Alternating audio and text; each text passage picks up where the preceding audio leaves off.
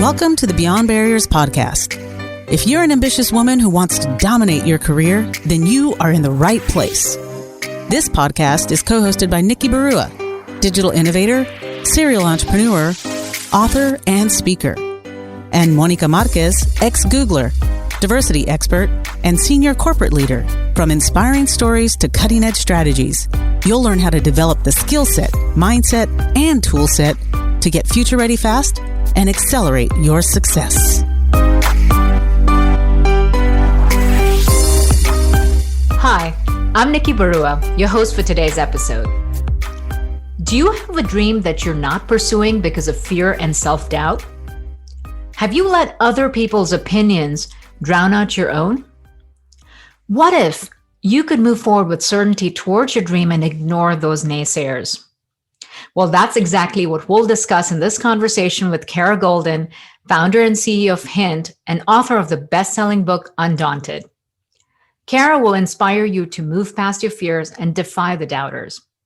As Kara says, it doesn't matter whether you feel confident. It matters what you actually do. Kara has received numerous accolades as the founder and CEO of Hint, best known for its award-winning Hint Water, the leading unsweetened flavored water. Kara was named EY Entrepreneur of the Year 2017 in Northern California, one of InStyle's 2019 Badass 50, Fast Company's Most Creative People in Business, WWD Beauty Inc's Feel Good Force, and Fortune's Most Powerful Women Entrepreneurs. The Huffington Post listed Kara as one of the 6 disruptors in business alongside Steve Jobs and Mark Zuckerberg. Previously, Kara was VP of Shopping and E-commerce at America Online, where she helped lead the growth of its shopping and e-commerce business to over $1 billion in revenue. In this episode, Kara shares real stories about her own fears and doubts, the challenges she encountered, and what she did to overcome them to eventually build a great business and a life she loves. Visit I'mBeyondBarriers.com, where you'll find show notes and links to all the resources in this episode, including the best way to get in touch with Kara. Hi, Kara. Welcome. I'm so excited to have you. I've been counting down to this, so we're finally on. Yay. So good to see you too. Yeah. And first off, congratulations on the launch of your new book, Undaunted. Thank you. Thank you so much. So it's no small feat to run a big company and to have a big family and to write a book and to accomplish all of this stuff. So it's really inspiring to see that, because for me, when I read the book, which I read cover to cover in one day on a weekday, it was it really spoke to me because of everything that your message is about is so relatable, because of the way you shared the stories and everything that you've endured and overcome is truly inspirational for everyone. So congratulations on that. And so let's just dive, into your story of, tell us your story of formation. Like, how did you get to where you are? Walk us through the lights. Yeah. So the book is called Undaunted, Overcoming Doubts and Doubters. And, first of all, I really wrote this book primarily because over the last few years, I was doing tons of, airplane rides and traveling, just building this company Hint. And I would, especially when I was out speaking, I would tell stories, typically after people would kind of make judgments about me, like, oh, well, you're fearless, or, you always knew you could do it, or, you've been really lucky. You've gone to big Ivy League school, or which I didn't, like that. People would have these ideas about sort of where and who I was. And when I would speak to them about, that this is not true at all, they were like, oh, wow, this is amazing. And you still were able to kind of go and do the stuff and get something off the ground. So that was really the reason for writing the book. But probably the main portion of the book is focused on Hint and, the building of the company. And as you know, you've known me for a long time. There's so many stories along the way in building, in building any company, right? Yeah. But this was my first company. I'd been at large companies before. Some companies, like AOL before this, were small and then large. But this was really my first kind of not only startup company, which is, many people think about, like, do I go start my own thing? Like, I never really stopped and said, I want to start my own company. For me, it was, I was kind of an accidental entrepreneur in that I, started this because I wanted to solve a problem in my own life, which was health. And so that's where, Hint kind of came into place, where I had an issue with and really an addiction to diet soda. And for me, diet soda never was something that there was anything wrong with it, that it was it was diet after all. And then when I decided one day that I didn't really understand all the ingredients and I wanted to swap out the diet soda for plain water, I found plain water just really boring. And that's when I sliced up fruit and threw it in my water. And I thought, why aren't more people doing this? So I was always a curious person. But, I was curious, but also frustrated and maybe a little angry that I had been fooled into believing that, stuff that I was putting into my body and drinking every single day was actually counter to what I really thought was health. So there's definitely kind of the why, and then there's the mission and sort of what I was after. But, along the way, I again didn't have experience in the beverage industry, so truly didn't know what I was doing. I started, trying a lot of different things. And, I didn't have any idea generally what I was doing. I still to this day don't, right? Like as I've gone along, but I'm not afraid to actually go try and see what will happen and listen. And, with it, I also feel that, it's inspired me to pay attention to things as well. And including when, bad things happen, I always, will look at them as they can't last forever. Right? Like the good stuff will come along the way. And so that was really like the big reason why I wanted people, why I ultimately wrote the stories down finally, because I thought I could actually help people get out of their, rut or whatever you want it, their situation that they want to change in some way if they do want to change it. And also, I think so many people glorify being, an entrepreneur. And I think that, as I've always said to people, not just in the beverage industry, but, just overall, that being an entrepreneur is, it's really great if it goes well, right? There's moments where it's really tough. You can make a lot more money joining, companies but it's harder to actually create change. I think in some of these large companies, like you can do as an entrepreneur. And, but it also takes a lot of, it's not just about having a great product. It's about building a team. It's about raising money. It's about, getting the word out. And all of those factors along the way are really, really important.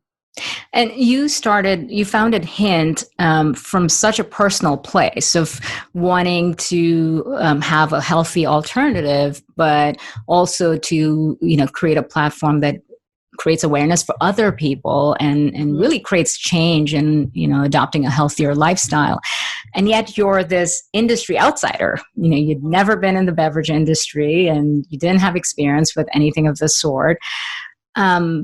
Tell us a bit about the doubts you might have faced and also the doubters that might have challenged your thinking at the time. What I found was actually the most interesting and the most useful thing was that if I would have had an industry experience, maybe if I didn't have doubts, if I, and that I probably wouldn't have been able to get as far as I did, because instead, and again, there were plenty of people who sort of, almost hung up the phone on me, but there were plenty of people who thought, why does she have the courage to go and, launch? Like, I want to hear more. Like, why she's starting a beverage company after she had been a vice president at AOL. Like, it just does not connect. Right.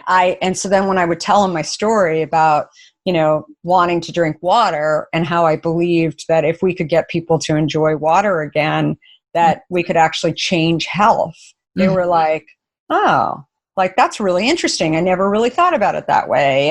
And so people would actually want to sign on to that and help me. And these were people, who typically had only been dealing with people with like, beverage industry experience. And so I think like that was the thing that for me really helped me to kind of get more confidence, was that it was okay to actually tell people that you don't know, right? Like, it's like, which is counter, right? Like, you grow up and you think like, well, I've got to be a manager. I've got to like know it all. Like when in fact, it's actually counter to what I thought, right? If you actually, share with people that you don't understand something, you might actually get further, right? In terms because they're much more willing to help, and they know exactly how to help you out. And right. But instead, when you say, oh yeah, I know it. Yeah. I know it. Then it's like, think about that situation. Yeah.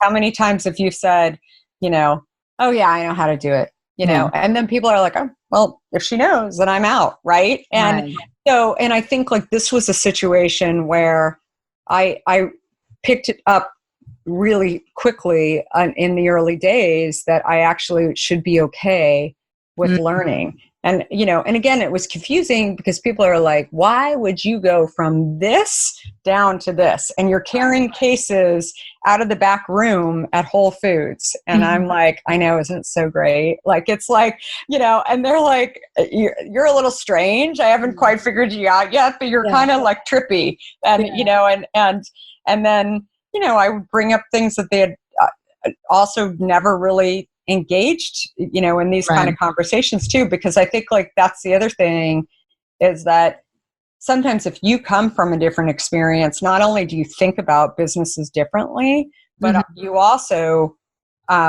may ask different types of questions than they're used to hearing. So they sort of listen closer. They're not like, oh yeah, you used to work, at Pepsi and therefore XYZ. They just don't really know what's going to come out of my mouth. I would just ask these like, crazy questions along the way. And so anyway, I think like that's the key thing, that you actually gain more confidence when you try to, don't try, I should say, to be the smartest one in the room, or the one that knows everything. So you don't have to be a perfectionist who's, trying to project an image of confidence and knowing it all. Instead, always be learning. Yeah. And I mean, so much of the time too, people will say, oh, I can't go start that company because I don't know anything about it. Or they'll put up their own walls, right? And instead of, admitting that they have a curiosity about something and they see a problem that needs solving, and that's why they're doing it. Because, I think that most people, if you actually owned the fact like, oh, I've actually done some other stuff and, and I'm a quick study on it, but I've also like noticed this problem. So many people every day see like a consumer products, problem that's out there, or a service problem that they wish was out there. And then they're like, oh, I just don't know anything about that industry. Sure. And again, I'm not saying you go solve every single problem, but if you have a curiosity about it and you actually, think like you could actually have an interesting solve. And in the case of Hint, where, I mean, my end game was a lot of what we're doing today, which is helping people to enjoy water and getting health back and getting their health back as it did for me. So I thought that for me was just a very, important and maybe like a longer goal, but one that I felt like if I could reach it eventually would be pretty awesome. That's amazing. But you've also taken unconventional paths throughout and everything, right? And the way you not only getting into an industry that you were a newcomer to, but also in the way you built a business, the way you went about marketing it or building the brand or the culture. So much of it was so unconventional. What gave you certainty or confidence in following that path and saying, you know what? This is different. It's not how everybody does it, but I think I'm going to do it that way.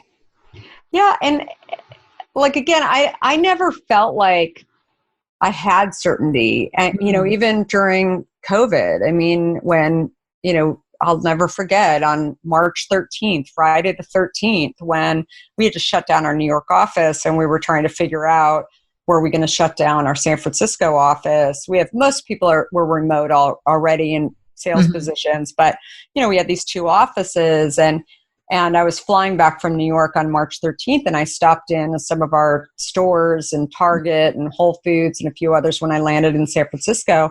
And I'll never forget seeing the shelves bare in both of those locations on Friday night, and that weekend making decisions that we need to help these people stock the shelves and then also figure out a way to get product out of our warehouse, because we knew we had tons of product. We weren't having a manufacturing problem. It was really somewhere in the distribution that there was this hiccup, and that in stores like Target, for example, that the information that was coming from register sales wasn't actually making it to the ordering department for ordering the stuff.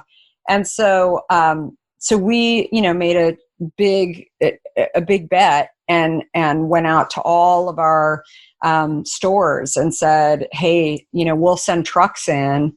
Wow. But it's a little bit different than what they're used to dealing with, especially the big guys, where they're used to dealing with distributors coming in there. And we're really going in and delivering the truck in. But with it, they really needed merchandising help because they just were not ready for kind of this hoarding that was going on, and also this deluge of getting lots of stuff into the store at once. They just couldn't stock the shelves fast enough. And so with that, we said to our teams, and this is during a time on March 16th when lots of people's friends were being told just stay home. We were like, no, don't stay home. You are an essential worker. You're going into stores. We're an essential product that's actually going to make the shelf. We're water. And so we need you guys working. We overnighted. We had, luckily, N95 masks from all the fires in California that were in our warehouse. And so we sent them out to our workers, and gloves and everything. And, still, I mean, we were nervous, right, about sending these people out. But I decided, I'm sending them into stores. We had a couple of our employees say to me, I've been here a long time. Are you trying to kill me? Sending me into, it was scary that week. Right. And I took on a route, just like them. I said, listen, I'm going to be out there. I'm not going to sit in my, house and watch you guys out there in the marketplace. I'm going to be, limiting the number of stores that I'm going to, but I also want to make sure that you guys are limiting the number of stores, and we're going to be as safe as possible. What I found is going into a store in the early morning hours or later at night is way better when there aren't. So bringing in strategies, but also, putting on my Hint jacket and going out and doing that kind of stuff. They saw she's crazy, but she's also willing to be crazy with us, right, and actually, see what was going on. And so I worked all the way through, in addition to editing my book, in addition to doing everything else. I worked all the way through. I was in stores. In fact, friends would say to me, is it really bad? In these stores, because my friends were not doing what I was doing, they were like, is it, I'm like, yeah, go in before 7 if you can. And it's get in and get out. I would have all these quick, store strategies, more strategies on how to deal with it along the way. But again, I think doing things like that, where I've always been a big believer, that leaders should walk the walk, right? And so it's always frustrated me when I've seen leaders say like, oh, we're all going to go do this. And then they're not really doing that, right? They don't really, you tell your e-commerce team like, well, you got to go do this. And like, you don't really understand the SEO. You don't really understand all these different aspects of it. That's not the type of leader I've been. I hire people who are way better than me and back off. But I'm always the person who, when needed, I will jump back in. When I can give a perspective on, have you tried this? Have you tried this? Is, I can pick up the phone and when Facebook's kicking us out of or kicking our ads off in certain places, I, know some people at Facebook where I can reach out and say, what can we be doing better? Like be a resource in some way. So again, I think like that's really this time during COVID has even shown, myself that and my team where, I think that's what leaders do. Right. They don't just sit there in the background and they're in it. Yeah, I think the boldness and creativity and resourcefulness with which you've just approached problems and just dived in, trying different things to see what works and not being afraid to be in the trenches, it's phenomenal. And one of my favorite, one of my favorite examples from the book that was just so fascinating was, recognizing your own journey of how you were building this business, breaking all the rules and doing things differently, but you're also growing your family at the same time. And the story about how you were at Whole Foods trying to convince the store manager to carry Hint in the store on your way to a C-section. I mean, that one was just an unforgettable story. Yeah. So that's hysterical. Reflecting on that, I mean, what advice would you give to women who may question, their ability to sort of chase their dreams and ambitions and have a family and do it all, where they feel like, I don't know if I can. And I think your story absolutely illustrates, if you really want to, there's a way to do it. Yeah, I mean, I feel for families, but in particular women who have families right now during COVID, because I think there's this extra layer that's been added, especially with education. If your kids are not back in, which is incredibly, I'm not going to lie, like it's really hard, right? But I've always believed that, there's definitely certain stages. I mean, I had 4 kids under 6 and was starting a company. Like it was always a little crazy. Like I'm people ask me like, how did you remain balanced? I'm like, I wasn't balanced, and I didn't ever try to be balanced. There were really good days, there were really bad days when your kid has croup, and you're trying to like get on conference calls. It's like crazy, right? Like it's just, you can't sit there. And there were some days that I just had to cancel things because I just couldn't do it. And I had help. I mean, it wasn't, I'm not going to lie about, I was able to have some help and stuff for these people too, but these kids as well as, my employees. But I feel like that the key thing really is making sure that you love what you're doing and that you feel like there's some kind of bigger purpose. And, the one thing I can say is my son, who's 18 now, I'll never forget when he's 12, he came to me and I think he saw Sheryl Sandberg on television talking about lean in, and it just like dawned on him and that, what she was talking about was that women are not typically CEOs. And he asked me that question. He's like, Mom, like, I just realized this. And why do you think that is? And I thought, okay, where is he going with this conversation? Like, he's 12, he's going to be a teenager. Like, is he one of those guys that's like not going to, be with me or whatever? And, he was like, I just don't understand, because I've been watching you for years build this company, and I don't know. It seems fine to me. Like, why is this such a question around gender? Shouldn't it be a question around like who can ultimately lead and who can, come up with the best ideas and who can manage people and like run companies? Why is there this conversation? And, he equated it also to his tennis teams at school and seeing that there was like male teams versus females. He's like, I love playing tennis with females. Like, it's really fun. It's different. And it's like, great, but there's some really strong female athletes. And I was like, this is the world we're living in, and maybe it's your job to solve that problem. And what I realized is like, just by actually doing what I do every day and also loving what I do every single day, I'm actually setting up, I'm a role model, not only as a mom, but also as a female executive. And my husband, who works with me and is our chief operating officer, the same thing. I mean, he's actually just doing what he does every single day, but my kids watching us working together, which is also unconventional and not screaming at each other all day long, is it's unique and it kind of works. And it's not going to work for everybody. But I think that you need to figure out what works for you too. And, before I started Hint, I also did something else kind of unconventional. I left AOL and took 2 years off, which, I used to hear like, oh, you can't take any time off. Like, that's going to be like a gap in your resume. Yeah. And, that to me is, if you believe that, just like if you believe you can't get a job during this time where nobody's meeting face to face, like you can't raise money during a time when, you can't have live meetings, then you won't be able to, and you won't be able to do anything.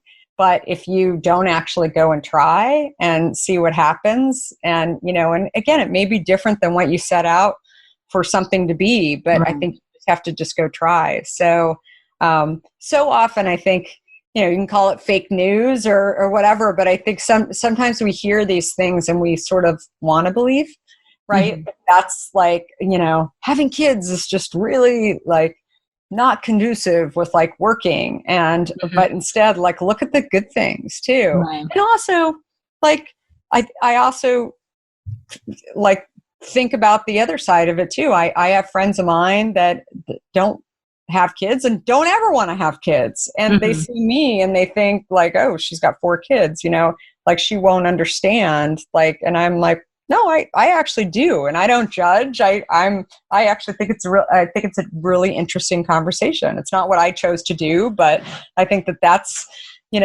also something that people shouldn't be so like they shouldn't have this picture that they paint that this is the way the world should be, right?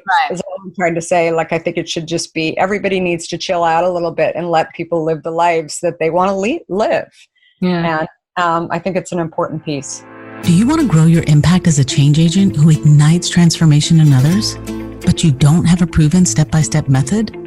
Do you want to grow your visibility and influence as a thought leader to inspire others, but you don't know where to begin? The Beyond Barriers High Performance Executive Coach Certification is designed for experienced leaders who want to grow their impact and influence. Join this exclusive community of high achievers, advance your career as a leader, and experience the joy of helping others grow. Go to IamBeyondBarriers.com and register for the webinar to learn more. In what you described, Kara, one of the things that really stands out is a level of absolute authenticity and belief in living life your way. But oftentimes, people get caught up in what will other people say, right? The element of shame or judgment or criticism from someone else, whether it's your story of taking 2 years off after an executive role in a big company, or starting a company with your, with a growing family, and then stocking shelves, doing all kinds of things. I mean, you've done things that most people that have been in corporate America, had executive roles, would feel like, oh, that's beneath me. I could no longer do that. I couldn't not have a corner office. I couldn't be loading up the Jeep and, taking water delivery somewhere. How how can someone reconcile that idea of judgment and criticism and shame that they feel within? Because it's ultimately how you figure it out for yourself. Because people will, totally. First of all, people don't spend that much time thinking about anyone else anyway, but it's what we believe is happening. So it holds us back. What advice would you get about that? Yeah. So there's a chapter in the book where I talk about, some of the fears I have, and while they might not be everyone's fears, but for me, the fear of heights is a real, thing. And so I think, if it's, whether it's a fear of heights or a fear of, looking like somebody who's lower than you, or whatever you want to, talk about it, like getting cases in the back room and pulling them out, if that's like beneath you or whatever, like just go try some of those things, right? Sometimes, and actually, understand just by doing, and understand just by trying if they were different than sort of how you thought about things. Because I think that's one of my investors, just as an example, hasn't worked in a few years, and he was out in the Hamptons this summer, and he saw somebody who worked for Hint and who was setting up a display in one of the stores. And he said he called me and he said, I got to tell you, I had so much fun this afternoon. I was in the store and I was grocery shopping. I hadn't sort of gotten my cart yet, and I saw one of your team members setting up, and he was carrying these heavy cases. And I said, hey, I'm a Hint investor, and can I help you set up this display? And he said, no, you don't have to. But I said, no, I really want to. Like, I you look like you're, like it's a lot of work, and I'd really like to help you. And he said, so for the next hour, I asked him how he thought about these displays and what he was trying to make. And he's got a whole creative idea, and he showed me the map and everything. And it was like, and he said, Kara, it was really fun. Like, he said, I've never done that before. And, this is somebody who never had any experience. And he said, I just really enjoyed, getting to know one of your team members a little bit too. And I think he was somewhat horrified that I was like sitting here and doing what I was doing. He was like, said to me a million times, you don't have to do this, but I just wanted you to know, in case he reached out to you, how much I really enjoyed doing that. And again, all he did was try. Nobody asked him to do it. He just said, just because it was different. And sometimes that's what you need. Sometimes you need to just go try something a little different, whether it's, setting up a case and, in a store, a case stack in a store and a display, or ultimately, going out and hiking the Grand Canyon, because you learn a lot of things about yourself. And, sometimes those things are really hard. Right. And, and you also, during that time, in the book, where in the Grand Canyon, I'm also reminding myself about times when I've been able to get through things, that I didn't know whether or not I was going to be able to get through. And so during that time, when you're actually trying so hard to get through something that's really, really hard, that's what I find too, is that if you actually sit there and once you do it a few times, you just automatically, I almost talk to myself about like, okay, I got this. Like I've been through boom, boom, boom, I can go and do this. And I think that's what it takes. It's almost like a, it's a pattern that you have to start setting up for yourself, instead of saying like, oh, I need to quit. Instead, figure out what are those things that you've done well. And that gives you strength to know that you can move it forward. I love that. Now, you are responsible for leading a very large business today, and it's been an incredible journey.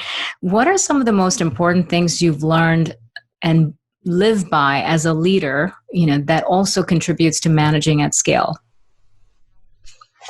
I think kindness, first of all, is like, something that is not tolerated, especially in our company. And, and that everybody's human and everybody has a right. It doesn't matter, when you step into Hint and, as as an employee or even a freelancer, like you are treated with respect and you're treated with kindness, and no matter what your level is. I also believe that ideas can come from anywhere. So you don't have to have a certain title. You don't even have to be, we have creative ideas that come out of our finance team, right? And they're allowed to sort of speak when they feel like there's something, because you just never know, right? And I think that that's an important aspect. I also believe that that contributors are just as important as leaders. So I think that I tend to want to lead, but I won't be able to lead if I don't have people that are interested in joining and contributing. Right. And I think that that's an important piece of it. And I would say that those are probably the three things that are, kind of consistently, I think about, and just evaluating not only how we're doing, but also happiness and how people are feeling. Because I think, sometimes if you go out of your way, and I see companies do this a lot, actually, where, and even media will do this, where they'll be like, oh, you got to be a leader, you got to be an entrepreneur. And if you're not X, then you are nothing. Right. And that's not fair.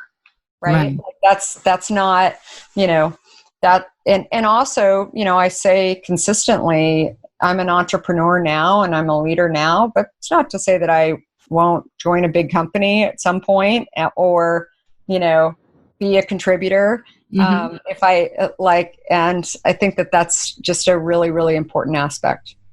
That is so inspiring, because it really speaks to what culture you've built and, how you lead that brings all the right people in. But because those values are reflected even in how we as consumers experience Hint. Totally. It really is something you've democratized in terms of not being about a consumer goods company, but really being a movement that people can relate to and be part of.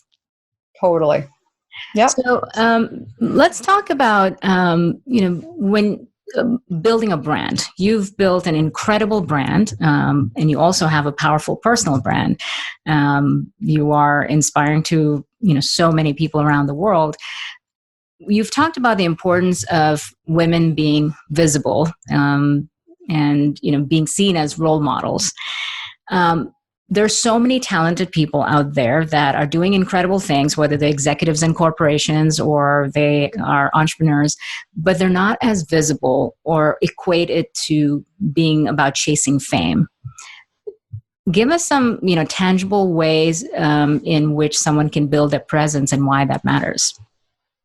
So I think in many ways it's easier today to, build a presence, especially, even during this time of, COVID, where a lot of people are online a lot more. And I think that, something as simple as, even writing on LinkedIn about, your thoughts, or Medium, or, I think that there's ways to sort of share who you are and, things that you care about, things that you're curious about. And that is leading, right? Like being authentic and being, and also leading, conversations around topics. I think that you don't have to show up at a conference in order to do that. It used to be that was where you would, meet people or be heard, or you'd have to be on a panel or be a speaker. And while you can do that on, Zoom, or, there's different conferences online, I don't think it just limits.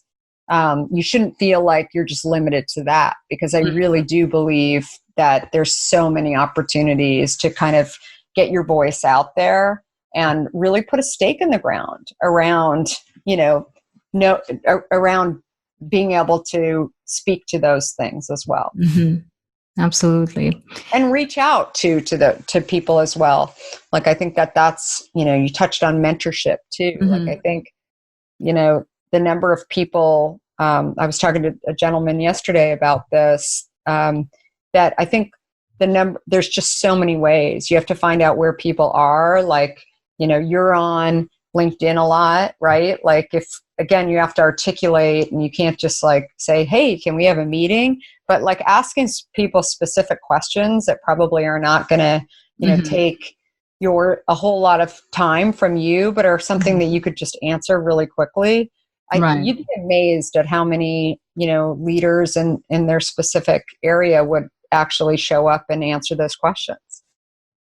Bottom line, follow your curiosity, keep learning, totally. Live by your own rules, and don't be afraid to ask for help, and be humble throughout the process. So totally. Kara, you've given us so much wisdom and inspiration in this conversation. Leave us with one final thought about, what you hope readers get out of, Undaunted, and then also what your biggest hope is looking forward. Yeah, I would say that the biggest piece is my book. It was right back here. Where did my book go after all that? Somewhere here. It just, hold on one second. Here's the book right there. In case we're on video here, but I would say that the biggest piece is don't think that you're alone, right? In terms of having fears and having doubts, and instead just go and try, and